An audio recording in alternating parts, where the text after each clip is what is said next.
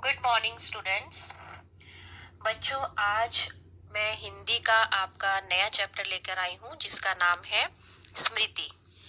आपकी संचयन पाठ्य पुस्तक का दूसरा चैप्टर है ये, जिसके लेखक हैं श्री राम शर्मा जी।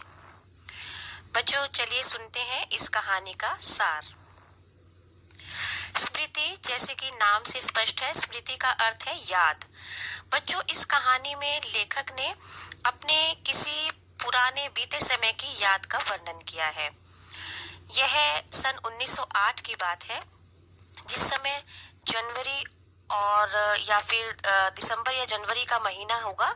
काफी ठंडा मौसम हो रहा था और 3-4 दिन पहले ही बारिश होने के कारण ज्यादा ठंड बढ़ गई थी। एक दिन क्या होता है कि लेखक शाम को 3-4 बजे के करीब घर से निकलते हैं अपने छोटे भाई के साथ। वो झरबेरी के पेड़ तोड़ने के लिए जाते हैं। झरबेरी यानी बेरी की जो झाड़ी होती है, वहां से पेड़ तोड़ने के लिए भी जाते हैं। तभी गांव से एक आदमी आता है, बहुत जोर से आवाज लगाकर उनसे कहता है कि आपको आपके बड़े भाई बुला रहे हैं। तो लेखक के मन में एक भय सा उत्पन्न होता है। वो डर जाते हैं कि बड़े भाई साहब कहीं डांटे ना। तो तुरंत वो घर जाने के लिए तैयार हो जाते हैं और वो घर पहुंच जाते हैं। बड़े डरे डरे से, सहमे सहमे से लेखक भाई साहब के सामने जाते हैं, किंतु उनके बड़े भाई उन्हें एक काम सौंपते हैं। 3 चिट्ठियां जो कि उन्हें मक्खनपुर के डाकखाने में डालनी थी।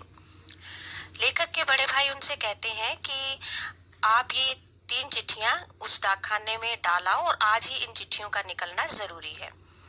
तो लेखक और उसके छोटे भाई वो दोनों चिट्ठियों को लेकर निकल पड़ते हैं। जैसे कि ठंडा मौसम था, सर्दी का मौसम होने के कारण वो दोनों भाई अपने सिर पर एक एक धोती लपेट लेते हैं, बांध लेते हैं और वे सिर पर टोपी रखकर लेखक उस टोपी के नीचे उन तीनों चिट्ठियों को रख लेते हैं। चलते जाते हैं। रास्ते में मक्खनपुर जाते समय एक कुआं आता है। तो उस कुएं में एक सांप रहा करता है और जिसको देखकर लेखक को पुरानी याद आती है कि जिस समय स्कूल चल रहे थे और स्कूल टाइम में वो अपने दोस्तों के साथ यहाँ पर इस कुएं पे आते थे और इस सांप की फुसकार सुनने के लिए इसमें ढेला फेंका करते थे। ढेला यानी मिट्टी का डला, मिट्टी के डले को ढेला बोलते हैं। तो मिट्टी का डला उस कुएं में फेंकते थे, जिससे कि सांप की आवाज सुनती थी उनको और वो उनके अपने साथी और वो बड़े खुश होते थे और उन्हें आनंद का अनुभव होता था इस प्रकार सांप को छेड़ने में। तो इसी प्रकार जब वो चिट्ठियां लेकर जा रहे होते हैं तो वो सोचते हैं कि क्यों ना फिर से इस कुएं में कोई ढेला फेंका जाए और उस सांप की फुसकार सुनी जाए। तो वो ऐसा करते हैं। अचानक से ठंडी सी हवा चलती है और वो चिट्ठियां जो है वो कुएं में गिर जाती हैं। तो वो ऐसा करते हैं। अचानक से ठंडी सी हवा चलती है और वो चिट्ठियां जो है वो कुएं में गिर जाती हैं।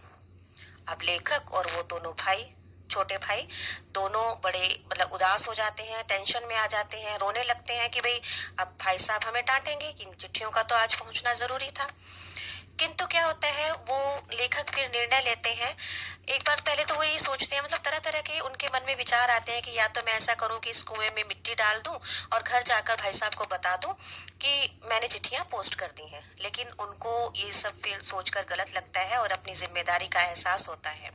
फिर वो कहते हैं कि मैं इन चिट्ठियों को जरूर निकालूंगा और सांप को मार डालूंगा। चलिए वो कोशिश करते हैं उस सांप को मारने की। सांप तक चिट्ठियां जो पहुंची हैं तो उन चिट्ठियों को उठाने के लिए वो अपनी जो है कोशिश करते हैं।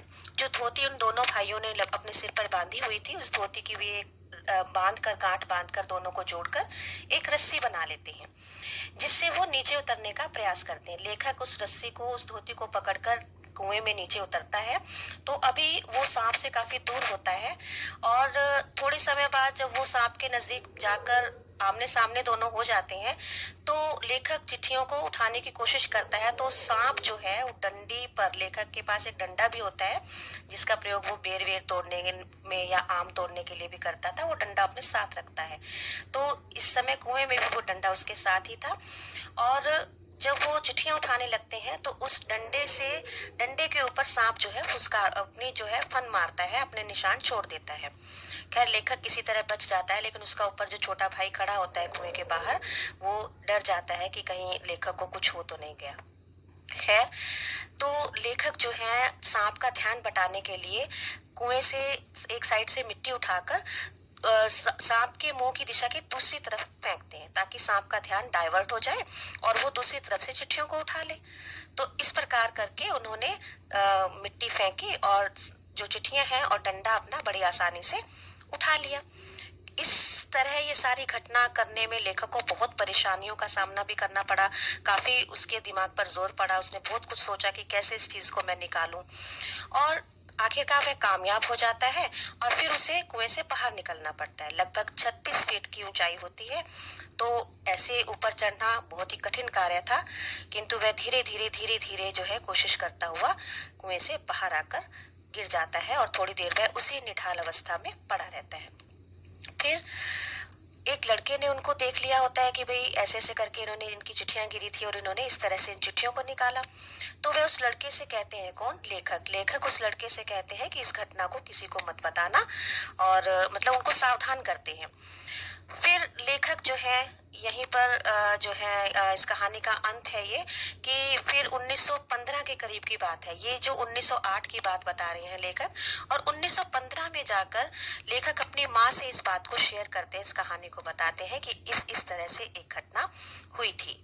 तो माँ उनको अपनी भरी आंखों से, अपनी नमी भरी आंखों से उसको अपनी गोद में बिठाती हैं। इस प्रकार इस कहानी का अंत हो जाता है। यहाँ पर हमें ये शिक्षा मिलती है कि किस प्रकार से एक तो दृढ़ संकल्प था लेखक के अंदर कि वह चिट्ठियों को जरूर निकालेगा। दूसरा, जिम्मेदारी, कि अगर आपको कोई काम सौंपा गया है तो आप उसकी रिस्पॉन्सिबिलिटी लो और उसको जिम्मेदारी अपनी दिखाते हुए उस कार्य को पूरा करो। तीसरा, रेस्पेक्ट योर एल्डर्स, अपने बड़ों का सम्मान करो। चौथा ये है कि कई बार हम मन में बहुत सी ऐसे विचार अपनी बना लेते हैं कि हम इस काम को पूरा कर ही लेंगे, हम इस तरह से इस काम को पूरा करेंगे, लेकिन इस पाठ में ये बताया गया है कि जैसे लेखक सोचता कुछ है और होता कुछ है।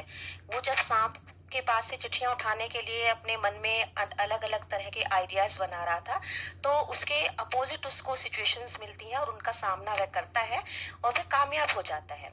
इस प्रकार ये कहना चाहते हैं लेखक कि जरूरी नहीं है कि आपकी परिस्थिति के अकॉर्डिंग आपको सारे कार्य मिले और वो पूरे हो जाएं। उसके लिए आपको संघर्ष भी करना पड़ेगा और समय का भी इंतजार करना पड़ेगा। Thank you students, have a nice day.